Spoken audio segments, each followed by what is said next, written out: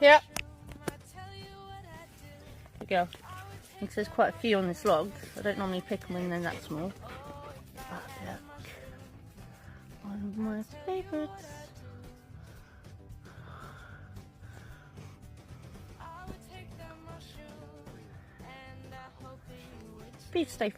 Beef steak fungus. Nice edible one. You can eat them raw. Tastes a bit acidy, if you like that. Yeah.